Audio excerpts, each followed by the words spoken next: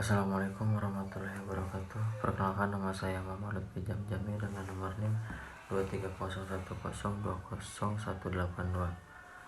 Saya di sini akan menjelaskan tentang permasalahan seorang anak yang tidak bisa menulis.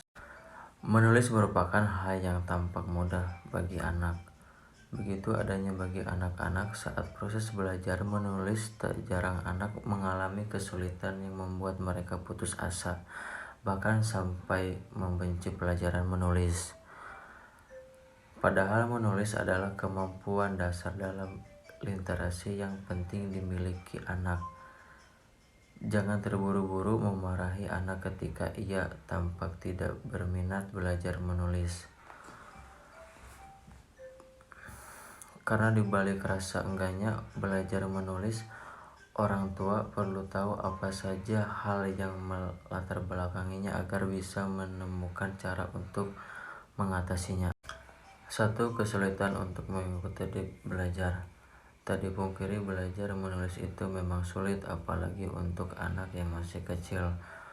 Oleh karena itu, perlunya metode belajar menulis yang sesuai dengan masing-masing anak.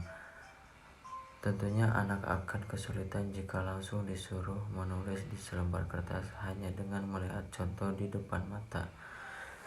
Ia akan lebih melakukannya dengan metode penjeplakan pola, menebalkan huruf, titik-titik, atau mensosialisasikan bentuk huruf dan angka dengan benda-benda di sekitarnya. Dengan metode belajar yang sesuai dan menyenangkan, tentu saja anak akan lebih bersemangat dalam belajar menulis.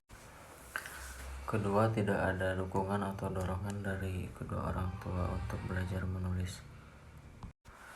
Dengan karena itu, sebagai orang tua harus mengajarkan kepada anaknya tentang menulis bila ada waktu luang.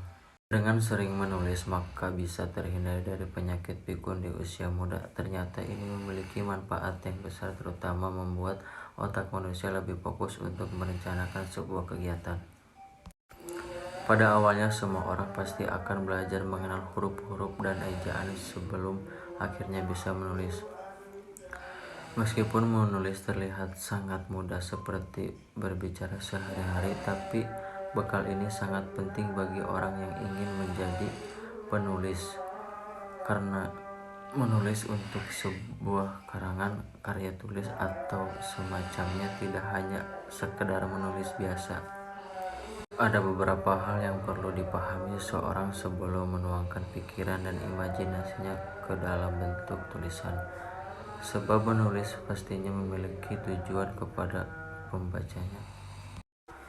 Dikarenakan saya sudah ngantuk dan sebentar lagi mau adzan subuh, intinya kita harus rajin-rajin membaca dan rajin-rajin menulis. Mohon maaf bila banyak kesalahan dan kekurangan,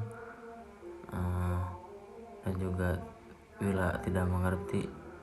Wassalamualaikum warahmatullahi wabarakatuh.